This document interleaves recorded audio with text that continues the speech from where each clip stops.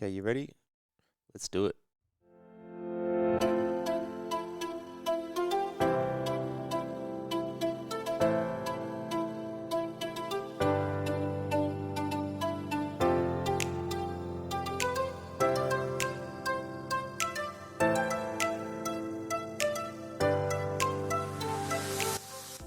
You're listening to Chats from a Chair with me, Nick Dempsey, coming to you from my wheelchair. I speak with people who have a great story to tell, portraying the human potential, often in the face of adversity. Check out the Instagram page at chatsfromachair_podcast and let me know who you think I should have on and have a chat with. Also, don't forget to hit follow on whatever platform you're listening to this. But for now, sit back and enjoy this episode.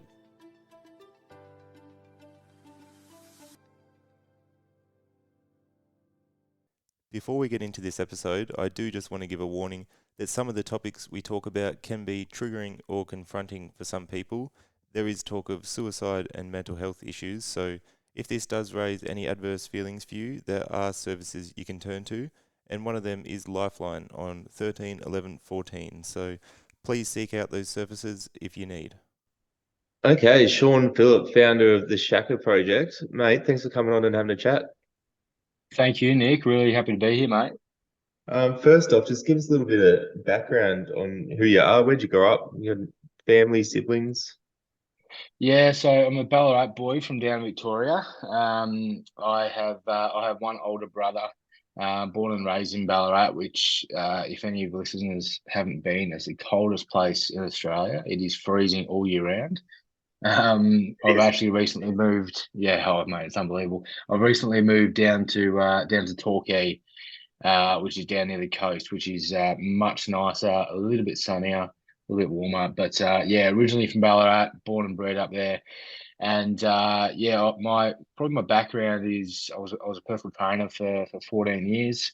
I did that essentially as soon as I left school, and back in 2019 is when I started the Shaka Project, which is obviously what I do full time now. I was able to sort of make a reasonably good career out of fitness, and I was able to open and run a couple of gyms, which was really amazing. But I'm happy to be doing the Shaka full time now. It's a really big passion of mine, and really inspired to sort of continue to talk about mental health and get that conversation out there.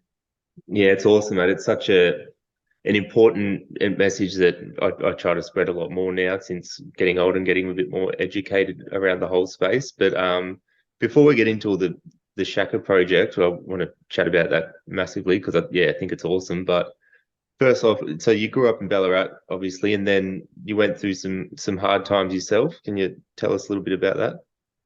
Yeah, mate. So my mental health journey probably started when I was 15, and it really started when I was going through high school, and I was really starting to trying to identify, who I was and where I was going to end up. And I wasn't the best kid in high school. I like to get up to no good, and my sort of favorite thing to do was essentially knock off school on a Friday and go party all weekend. And when I did go to school, I'd walk in the front door and usually walk out the back door and just hang out with mates and wear class and all that sort of stuff too. And I think throughout that time, I really struggled with my identity, who I was, what I wanted to be when I left school, or even if I wanted to stay in school. And my mental health journey really started when my father came to me, and he told me about his depression, about his mental health. And it was a pretty scary moment because I was reasonably young. I didn't really understand what mental health was or what depression was.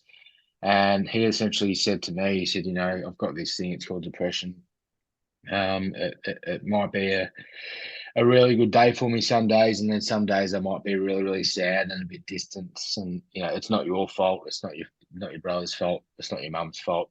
It's just something that's going on with dad at the moment. And when I remember that conversation vividly, because when he said it was depression, obviously I had no idea what this was, and really the only illnesses that I knew back then was cancer and the stroke, and that's because it took my grandparents a few years earlier. So when I sort of understood that it wasn't cancer or wasn't a stroke that was happening, I was sort of at ease. I was sort of okay with what Dad just told me. I didn't really understand much at all.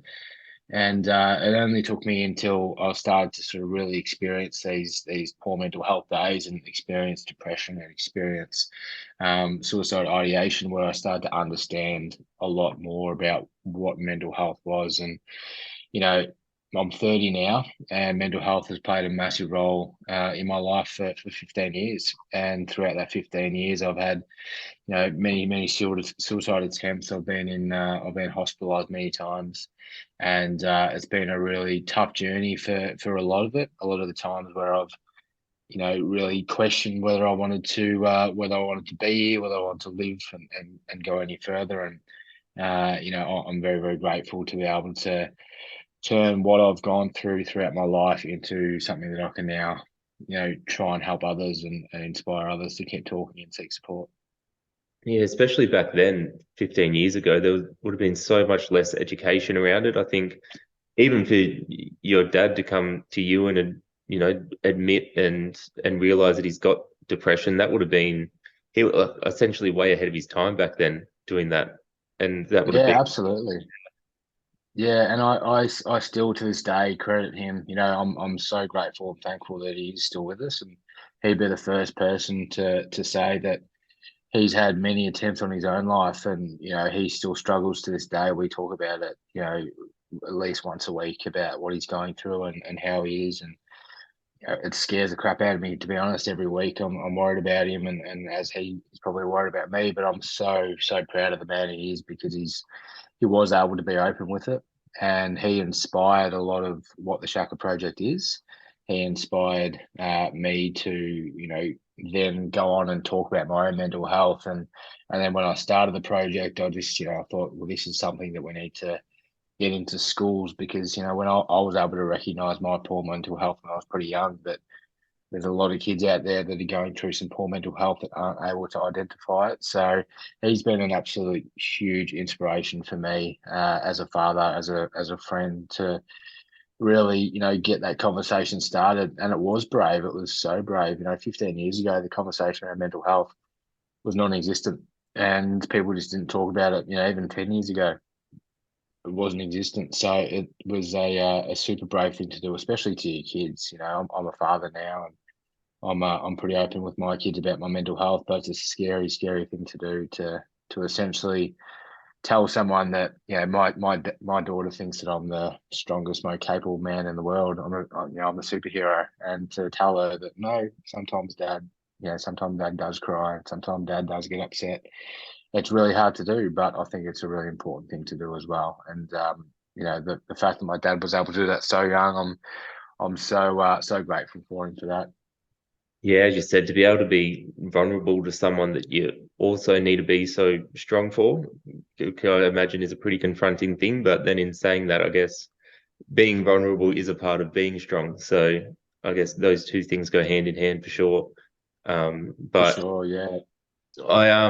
like I said, I want to get to more of the Shaka Project stuff and move on to, I guess, the more positive spin it's all happening with now. But I just want to go back again, and as I'm someone that I'm lucky, I haven't had a lot of mental health battles really in my life. And when I was younger, before being more educated, I used to hear about suicide and see suicide and think, oh, that's selfish. Why would they just take their own lives and leave other people with their problems? Sort of attitude. But as I said, I've been a bit more educated now, and I realize that's not the case. But can you give us a little bit of insight into sort of what that headspace is like to help people understand when you get to that stage where you take attempts on your life? Yeah, absolutely. So when I do events, we do a lot of events around the country, to footy clubs and to work sites and schools, and we talk about something called the crisis mode or the crisis stage. And essentially, the crisis mode is it's somewhere that a lot of people are in right now. A lot of people will experience in their life, and unfortunately, a lot of people haven't survived. And this crisis mode is essentially uh, it's very, very different and unique for a lot of people. But for me, it was a 2.5 year period where it was at its worst, where I was completely okay, completely at ease, and completely comfortable with the thought of taking my own life. And what I mean by that is, just like I think about who's playing footy on the weekend, I think about ways to kill myself and to take my own life. And it's not with a thought of fear. It wasn't a scary thought. It was just yeah, that would be a good way, and maybe I could do it this way, and maybe I could do it that way. And it got to the point, mate, where like, if I went down to Melbourne, or if I went to a city, I couldn't stay in a high rise hotel. And the reason being is, the first thing that I would do is I'd go up to the window, I would look down, and this thought would cross my mind that this would be a perfect place to do it. And it would just be a comfortable thought, just like thinking about what I want to have for dinner, or thinking about, whether I'll go for a run in the morning or something like that too. It was just such an easy thought. And I remember sitting there one day and almost accepting the fact that I will die one day from my own hand, and I will take my own life one day. And when I think back in hindsight, it's pretty scary. It's frightening to know that I was so deep in that thought and that process and that understanding that I just accepted the fact that one day it was going to happen. And on the many moments that I have made attempts, that there's one that I talk about a lot. I was in my car one day just outside of Ballarat, and it was a Sunday afternoon, and I was just, I was in tears. I was parked on the side of the road.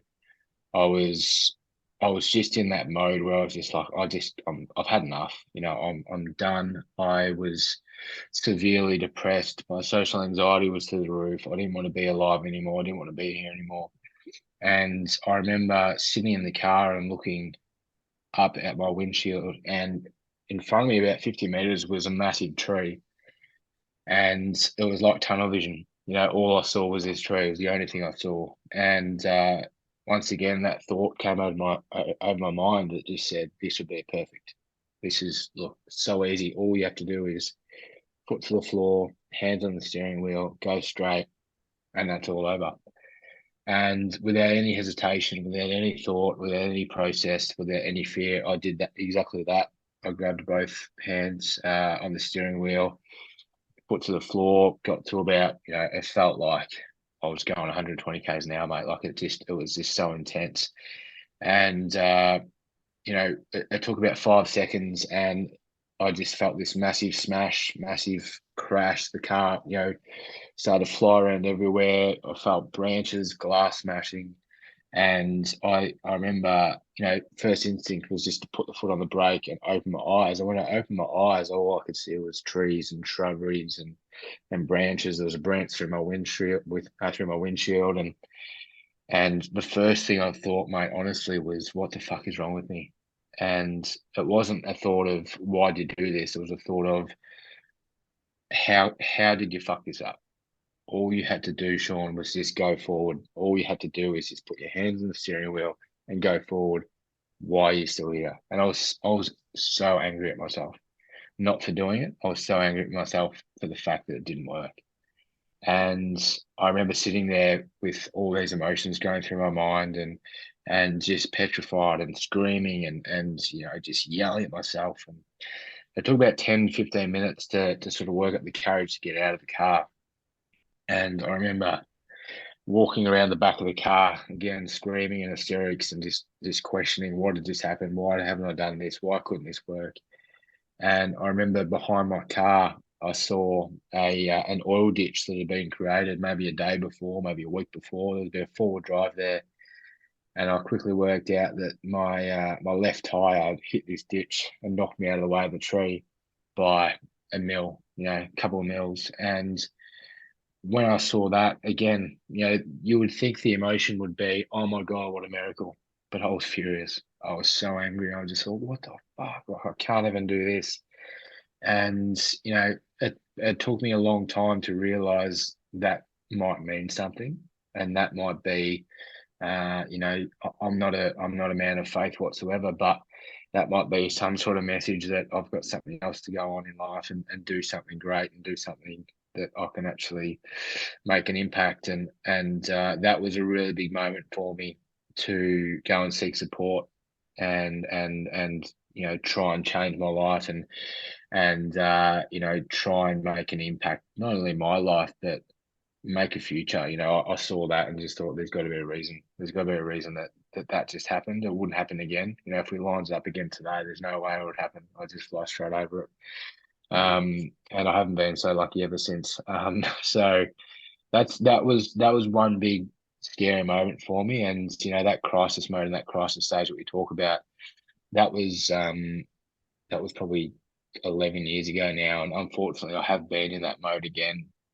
I have been suicidal before. I have made more attempts since then, but that one is something that will always stick in my mind because it was it would have been something that would have just been so final and so definitive and something that just changed my path. And I was able to seek support. And unfortunately, you know, mental health is not something that just gets cured overnight or within a couple of weeks. So unfortunately, I've continued to battle since then. But I do often think back to that, and that crisis mode and crisis stage is that period of time where we really want to target people and just show them that they have a future, that they matter, and that their future needs them. And you know, one of my biggest inspirations now is my kids. And you know, my kids weren't born when I did that, but you know, I often think back to if I hit that tree,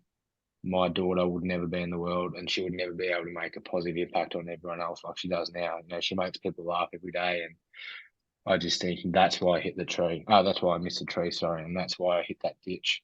So that my daughter could be born, so that my daughter could bring happiness to other people and to myself too. So yeah, look, it's a really, really frightening time. It's a really scary part of mental health.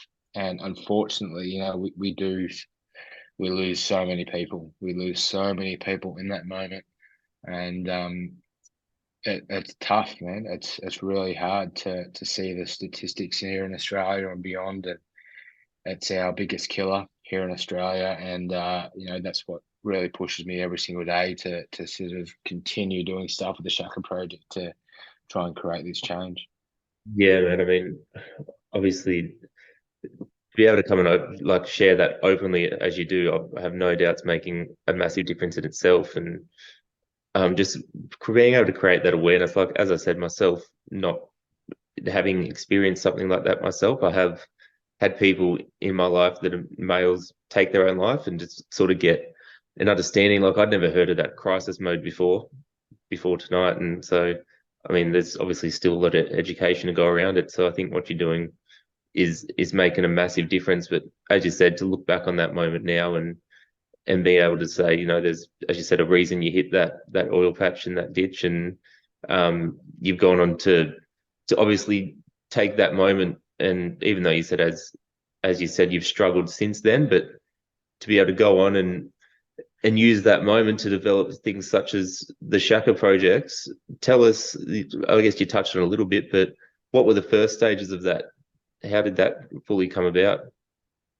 Yeah, so as I mentioned before, like I started off as a personal trainer, and I got into PT as an 18-year-old, and by the age of 20, I had my first gym. So my big passion throughout, you know, 18, 19, 20 was, you know, being a PT, being a business owner.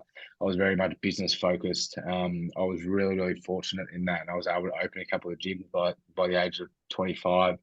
I had a couple, and I was really, really passionate about the entire fitness industry, and I think that was probably my best attribute when it came to my own personal mental health. You know, I still struggled every single day with my mental health, but I was able to, you know, go to the gym and go for a run and do those things that really, really helped my own personal mental health. But when I was sort of finding myself throughout that process, I knew that I was always a very, very emotional person. I was always a very much a person that tried to express his emotions and vulnerability and open up and talk about his mental health because of the struggles that I went through. And I was really, really inspired to start something, mainly because of what was happening throughout the world. You know, we started back in 2019, the Shaka Project, and in 2018 there was a really big shift in social media. I think, you know, Instagram became really, really big thing. Facebook, everyone was on Facebook. All that sort of stuff was really, really booming, and there was a really big opportunity for people to talk about things, and it was really good to see. But I started to see, these things pop up, and I was actually talking to another guy about this morning about. I don't know if you can remember back in Facebook in 2018, but there was this thing that went around, essentially a chain, post this emoji of like a lock, and it means that you think mental health sucks, and share it and tag two people. And I kept seeing these things pop up, and people post on their timeline saying, this lock means that I hate mental health. And I kept seeing it and seeing it and seeing it. And I just thought, surely there's more we can do. Surely there's more that we can do than just put up a post with a lock that essentially gives us validation, doesn't really start a conversation. It essentially just says, hey, look at me, I care about it. And, we all know mental health sucks. Fuck, it sucks, man. Like it, we all know that suicide sucks. We don't really need to put up a Facebook post to say, hey, I think suicide sucks, because we all think it sucks. Yeah. So when I started to see these things, I'm like, what more can we do? What can we actually do to make a personal impact? And I remember when I had my gyms, I was really, really passionate about doing a lot of fundraisers. So we did one fundraiser where we did like a 24-hour treadmill challenge, and we raised about 10 grand. And I remember donating this money to an organization. And when we donated it, we got a really, really generic email back. It was essentially just said, thanks for your donation. And when I saw that, I was like, oh, that sucks. Yeah. Like, I love that we can give to a charity and all that sort of stuff. But, this is a 24-hour treadmill challenge. People came, people cried. I was an emotional mess the entire time. People gave their hard-earned money. People were, physically worked for 24 hours, and we just get a generic email saying, thanks for your donation. And we have no idea where that money went. So when I saw that, and I sort of saw the state of social media, the way it was when it came to mental health, it was very, very basic. And I just thought, I've got to do something where we can have more of a personal effect. And, I came up with this idea of starting like a t-shirt brand where we can chuck a Shaka on it. And essentially, if people wear a Shaka, it's just like a permission slip to, if you're struggling, come talk to me because I'm wearing a Shaka t-shirt. And that was the idea. And I remember I put in my last $1,100. I remember my partner at the time, the mother of my children, was sewing about me because we were just about to go on holidays, and I said, "Oh, I've just ordered these t-shirts, and we're just about to go to Cairns for 2 weeks." And she was like, "That was their spending money." I'm like, "Oh, we'll just see how we go." And so lucky enough that the power of social media, I think we did one post just telling my local friends and family what this was about. I want to start a conversation around mental health. And within 48 hours, we had over 10,000 reshares, and we had orders from all over Australia. And that $1,100 order of t-shirts and singlets completely sold out straight away. And that was really the beginning. And as soon as I saw that, I saw the want and the need for something really personal. I just thought, I've got to put everything into this. I've got to put my whole body into this, my entire life into this, because this can actually make a real impact, and a real personal impact too. Not just about raising money and all that sort of stuff. We can actually do stuff to change the stats on suicide, and we can do stuff to get more people talking about it. And 5 years later, we're here, and we're able to do this as a sort of a full-time gig now. It's my full-time job, my career, and I'm able to travel across the world and do events talking about mental health, which I never dreamed about doing. So it's been an absolutely incredible ride to be able to grow a conversation, get a conversation more normalized, meet so many amazing people with incredible stories, and just achieve our main goal, which is ignite this conversation and make this conversation nice and loud. Yeah, man, such a great idea, as you said, to put a Shaka on to show people that you can come up and have a chat. I mean, obviously men are so much less likely to speak up. So just to give that, they might be thinking, oh, I want to talk to someone, I want to do this, and just to maybe see that Shaka and think that might be the little push they need to be like, yep, righto, I can go talk to this guy. He's got to understand or at least listen or have an idea of what I'm going to, or be willing to listen. But yeah, such a great idea. And I mean, social media does get a bad rap often for like the good reasons sometimes too. If it's used in the wrong ways, it can be pretty poisonous, not a nice place at all. But for things like this used in the right way, it can be such a powerful tool. And I know that like obviously you've grown a fair following with the Shaka project, and has that been a massive help doing using that pathway? Yeah, yeah, absolutely. And I have the same, opinion as you, mate, about social media. It can be a really horrible place, but we can use it for some really amazing things too. And social media has been our biggest drive when it comes to accessing more people to join this community and to start this conversation. And I think that a lot of people want to be a part of something, want to be a part of a community and a message. And that's our biggest sort of our biggest draw card to bring people into this community, is to say, hey, come in, and while you're in here, you can talk about your own mental health, and you can be vulnerable, and you can show empathy and understanding for mental health. And from a business standpoint, when I was doing the gyms and I was a personal trainer and I was completely business focused, I knew that emotion sells. With any product in the world, emotion always sells. So I knew that when I started the Shaka Project and I went full time, I thought, if I want to create something that gives back to people, I need to make it from a raw, emotional, and completely legitimate place. And when I do all the social media posts, it's all from me. We don't have a social media person. We don't have a person that creates really, really good, beautiful, photos to put up. I just put it all up from essentially how I'm feeling. And we cover a little bit of flack sometimes with our social media because I swear a lot in my posts. I put up posts saying, be fucking kind. And we often get people say, oh, look, do you need to swear? And I'm like, well, there's no more sugarcoating mental health, because this stuff sucks. This is serious business. And you have to keep it raw. You have to keep it completely open and vulnerable to that conversation. And there's no sugarcoating this anymore. We've sugarcoated mental health for a very long time, and I think that's our biggest benefit with the Shaka, is that everything we do is 100% real to us. And uh, you know, we have many, many ambassadors from around Australia, and we often have meetings and catch ups with them, and they know that if they're scrolling through Shaka Instagram and they don't see a post for a day, they know that I'm having a bad day. That I just don't want to be on social media, and I think that's really important to do. There's been many times where I think, oh shit, I've got to put a post up. I've got to be active on social media.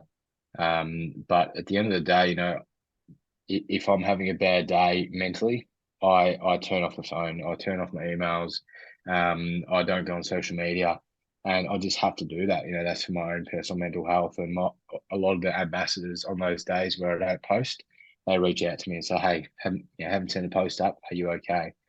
And a lot of the posts that I put up are completely, around what's going on with my life. I put a post up today that that you guys commented on, which I'm really grateful for. And that was a really personal thing, because I was going through some personal stuff about being a man and what it is to be a man and stuff like that too. So I put it out there. So it's got to be raw and authentic. I think that's been a really positive thing with growing our social media, with growing our community. And I think it relates to a lot more people too. We can put up some really happy posts and this and that, but I think if we be raw and open, it relates more to people with what they're experiencing. Yeah, definitely. I mean, yeah, some people might get offended for a swear word or something, but it's so refreshing to just get something real, even though it might be a bit more in your face. But I mean, when it comes to men's mental health, what we've been doing obviously hasn't been working. So maybe that's what you need, is just someone to be in your face and say, look, this is what's happening. Deal with it, essentially. This is what's happening. I mean, I was guilty, as you mentioned earlier. I was one of those people that, I think it was when Are You Okay Day comes around. and I'd sort of share this, "Are you okay?" to my story and think, "Yep, I've done my part," shared a post, like, and essentially it does nothing. I'm not messaging people asking how they're going, and just thought I was doing my part by doing that. But with people like yourself and the Shaka Project and other things out there that are just more raw and authentic, you start to realize, chip away at the fact that, oh, hang on, we need to do a little bit more. Like, what we're doing isn't working. So, as you said, be able to take that break as well. I remember one thing when I was going through rehab after my injury, a guy said to me, he said, "It's okay to have your bad days. He said, make the most of your good days, but it's okay to have your bad days, because essentially, no one can be happy 24/7, no matter what's going on in your life. Sometimes you just got to stop and be okay, with not being okay, and deal with those things when those emotions when they pop up. Say, okay, Oh I yeah, absolutely. do, and then move on. But I imagine, yeah, that's massive for you too. Yeah, yeah, most definitely, mate. I think it's so important to have those days, and it's so important to put yourself first. And we're very big on putting our own mental health first. And I think, with even with Are You OK Day, and we see it a lot with Men's Health Week, which was back in July. Whenever we post things about Men's Health Week or Men's Health Month or Men's Mental Health Day and stuff like that, we get so many people commenting saying, "Why is it only a day? Why is it only a week?" And our response to that is, it's not only a week, it's not only a day, it's every damn day. But unfortunately, a lot of people only care when it is the week and care when it is the month. We're doing this 365 days a year. I post on January 1, I post on Christmas Day, I post on my own birthday, every single day, on Are You OK Day, on Men's Health Day, all that sort of stuff. So we see a lot of attention, obviously, around mental health on Are You OK Day, and I think it's a great thing. I think it's an amazing way to start a conversation. And we see this big spike, and then unfortunately, it does drop off a couple of days after. But in that spike, we make the most of it. We go where that attention is, and that's our busiest period. That's the busiest period for us to do as much as we possibly can, because the attention's there and we make the absolute most of it. So you'll see so many posts from us on Are You OK Day or Men's Health Week or Men's Mental Health Day and stuff like that too, because the attention's there, and our goal is to get the attention and hold that attention for as long as we possibly can, and make sure people know that it's awesome to have Men's Health Month. It's awesome to have Are You OK Day, but we're going to be there on Christmas Day. We're going to be there on New Year's Day, reminding you every single day as much as we possibly can that there is help out there, that you can talk about your feelings, that you can seek support too. So it's super important, I think, and social media has a great role to play in that as well. Yeah, it's super important. You can obviously see and hear your passion you have behind it, and that passion's led to you writing a book. And tell us about that.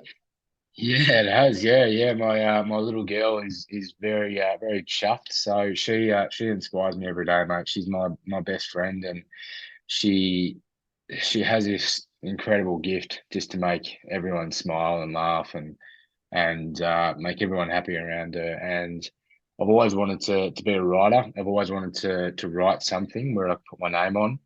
And I failed all my English classes. My English teacher absolutely hated me.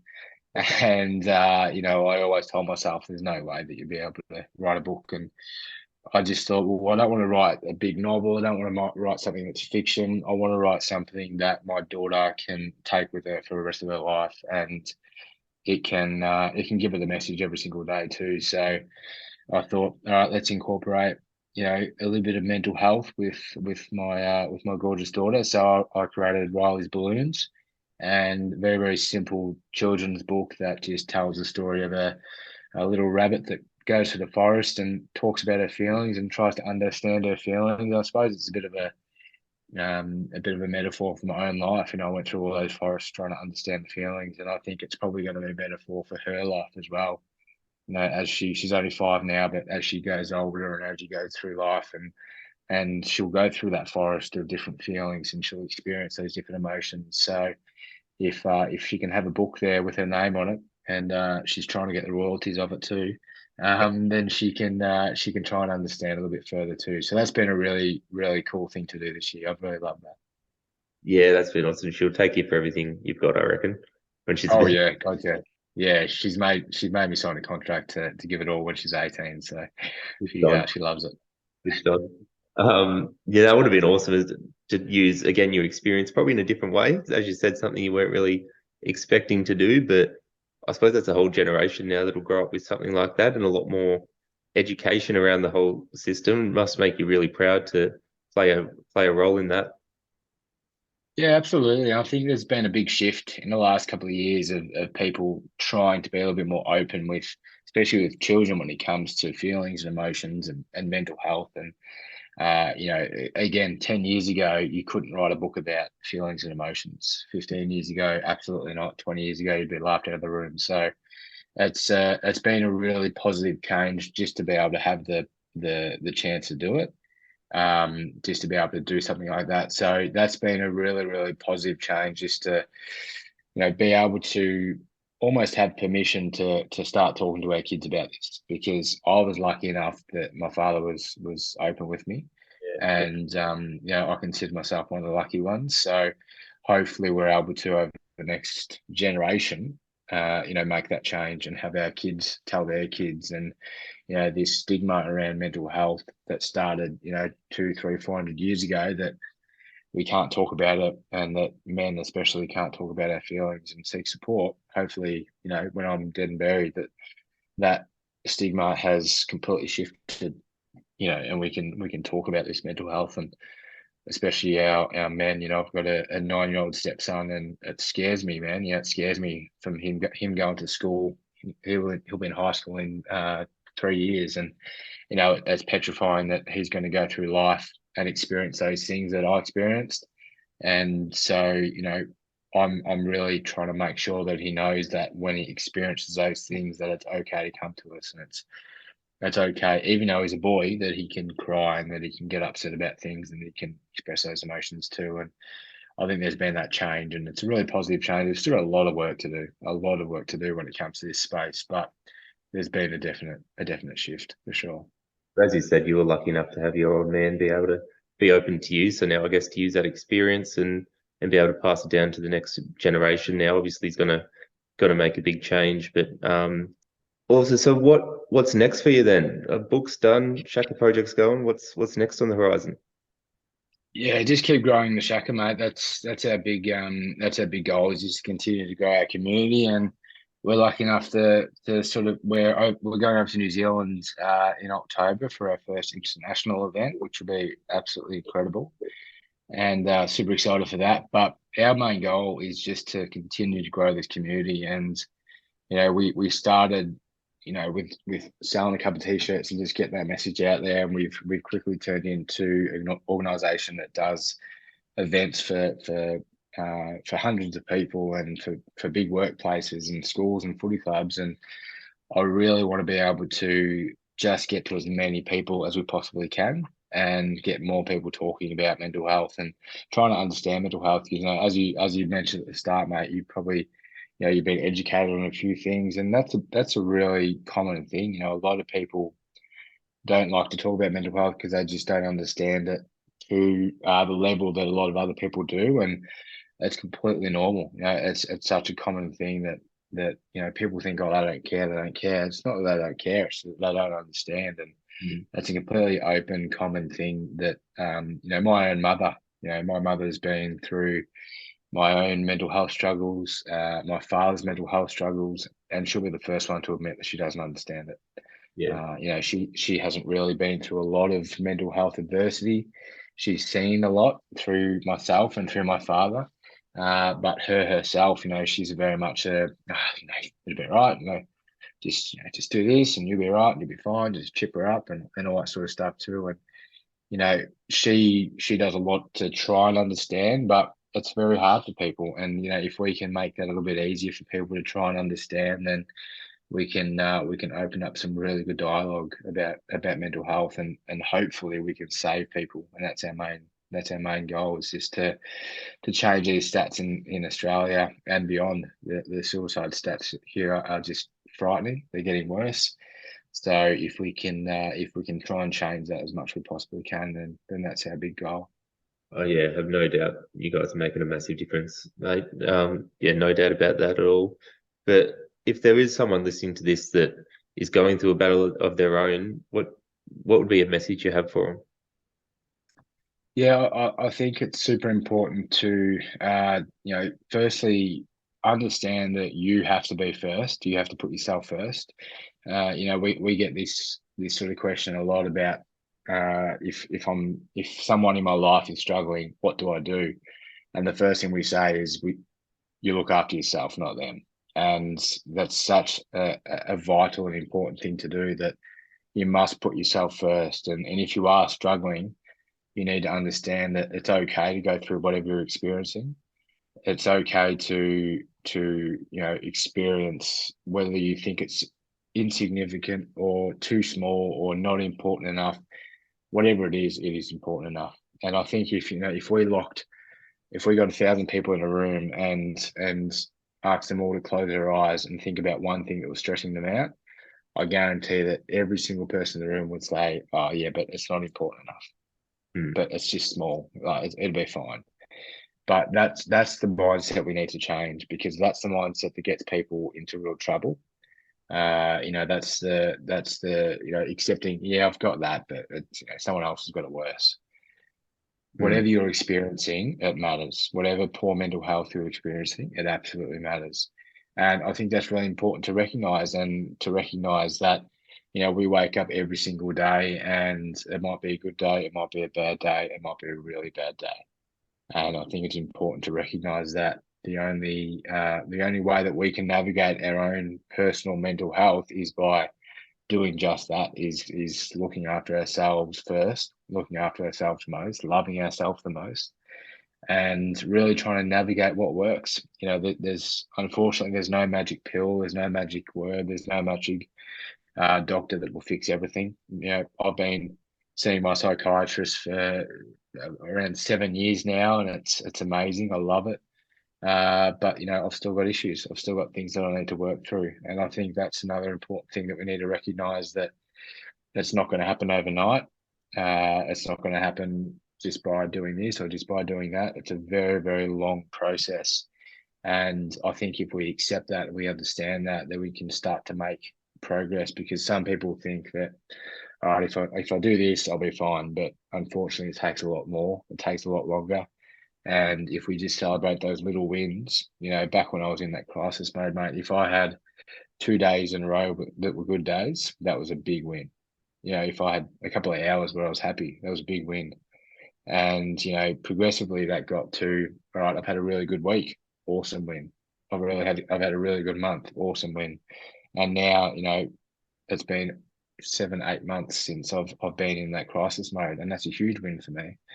7 or 8 months is quite a short amount of time, but when I look back to when I was 20, 21, I was in that mode for 2 or 3 years as well. So to be able to get out of that mode for 6 or 7 months is a massive win. So I have to appreciate that, and I have to accept that that's a really positive change of what I'm going through. So yeah, I think it's important to take our own life as we have it, and to accept those small wins. Seek support. There is so many support services out there. We live in a time where these little magical bit of devices can literally reach the world within a second, and unfortunately, we don't use that for reaching the world. We use it for scrolling and going up and down and all that sort of stuff. So there's so many support networks out there that you can access. There's so many ways that we can contact our friends and family. So I think we need to do it more. So just love yourself. I think that's the most important thing. Be kind to yourself. Definitely, mate. I mean, as you said, there's no magic quick fix, and like you said again, that started with maybe an hour or two, and now it's stretched up to 8 months. That maybe someone that at the moment that is in that hour or two stage where they just have that little bit where they're feeling okay, and they think, it's never going to get better. I suppose maybe hearing this, looking at your story, thinking that, you do stick at it, you do keep working. It might not get easier, but you might get better at it, and you will get out to that, that 8 month stage, and then hopefully even longer and longer, and keep progressing to a stage where, I mean, hopefully you get a hold of it, and yeah, you get on top of it. But I suppose the important message is just keep working at it.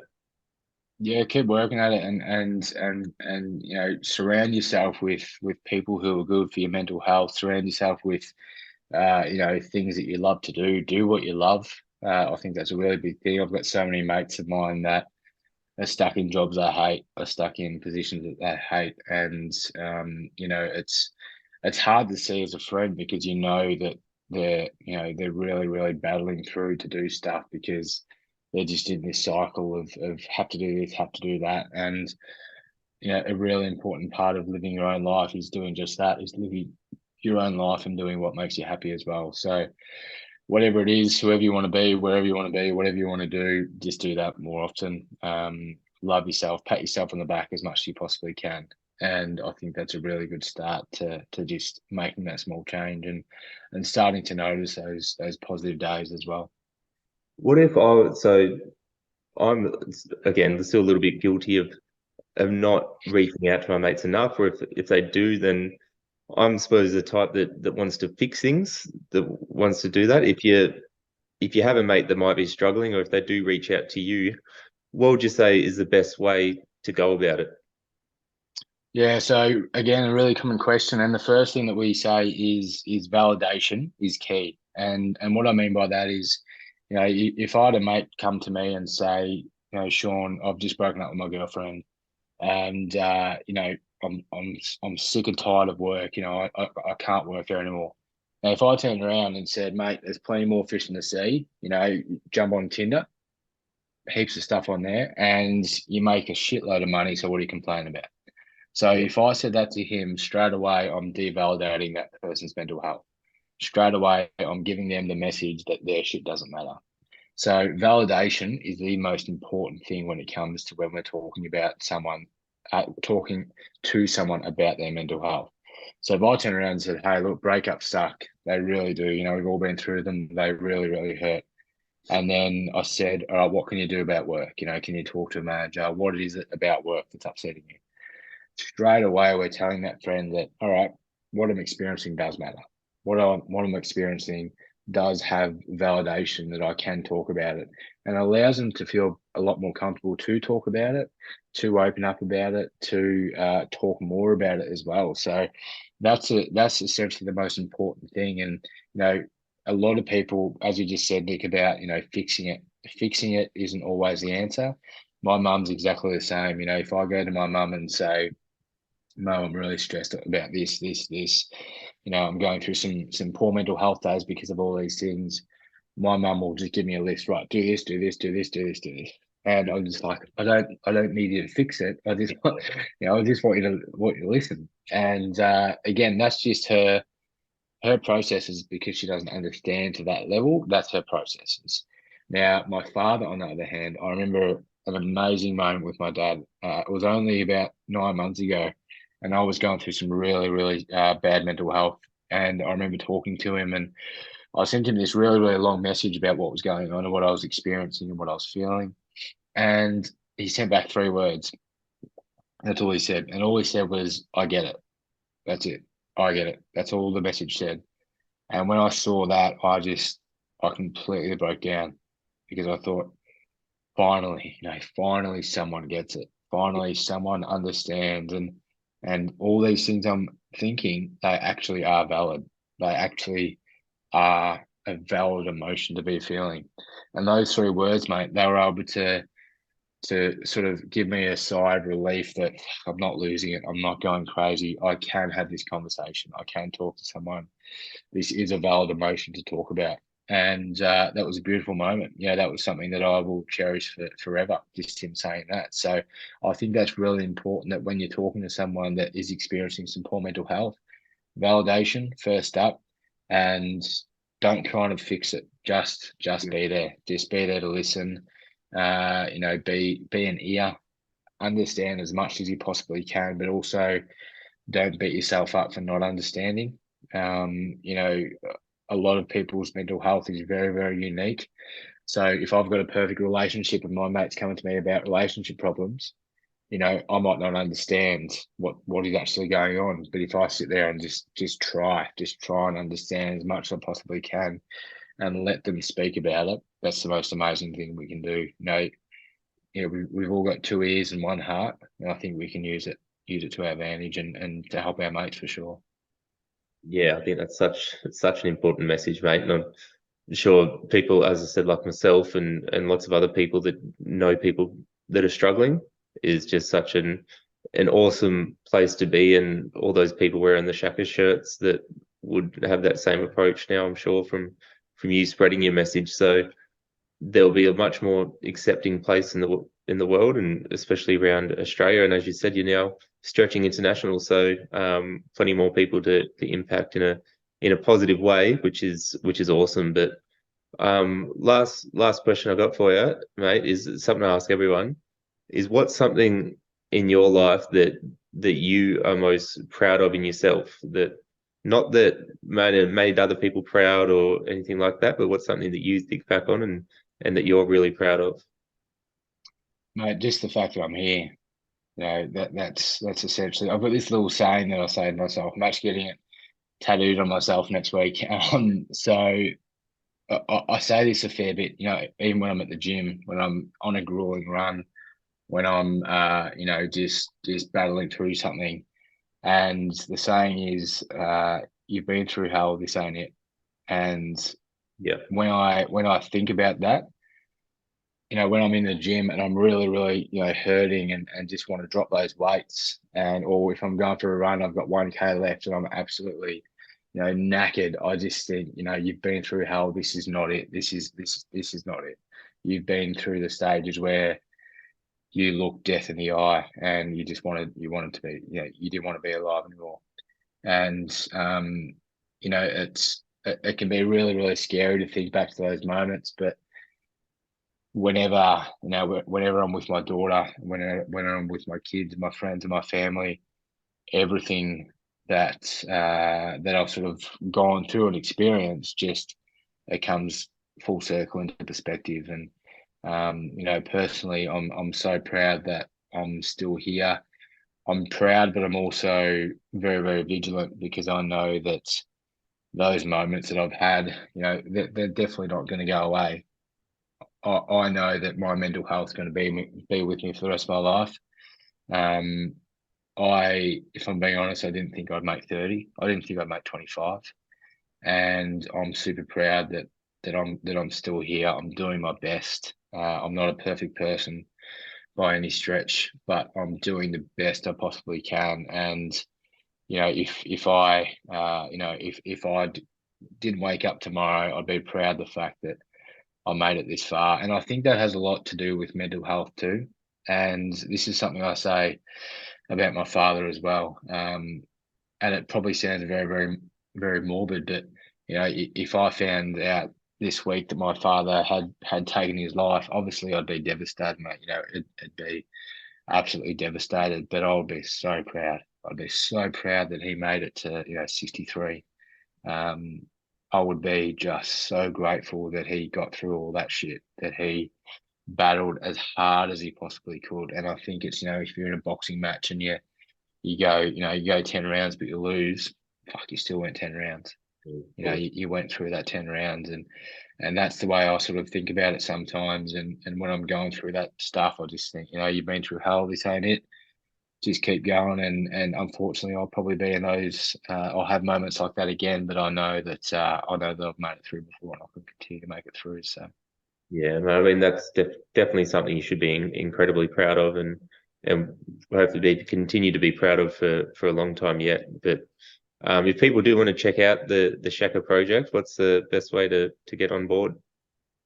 yeah, sure. So definitely Instagram and the shakaproject.com, but the Instagram and the Facebook is where we do most of our stuff. That's where we put up all of our awesome swearing quotes and get that conversation started. But if you want to get some t-shirts, there's t-shirts and hoodies and stuff like that on there as well, and that just helps us grow this community, helps us grow the conversation, and it gives you the chance to be a walking, talking permission slip for people to talk about their mental health. So I really appreciate it. Yeah, mate, I've ordered my shirt and singlet ready for summer, so it's Lovely. it's on the way. But no, thanks so much for coming on, mate. It's obviously really raw, vulnerable story you're able to tell, and to be able to be here and tell it. As I said earlier, I have no doubt that it's going to make a huge difference to a lot of people's lives that are both struggling, or I'm sure everyone has someone in their life, whether they know it right now or not, that has someone struggling. So to be able to come on and share that story and what you've done with the Shaka Project and the amount of lives you've impacted in a positive way is awesome. So thanks so much, mate, for coming on. No, thank you, mate. I really appreciate it, and I commend you on your great platform. You're doing some really cool conversations too. So keep at it, and love to see it. Thank you so much. Beautiful. Cheers, mate.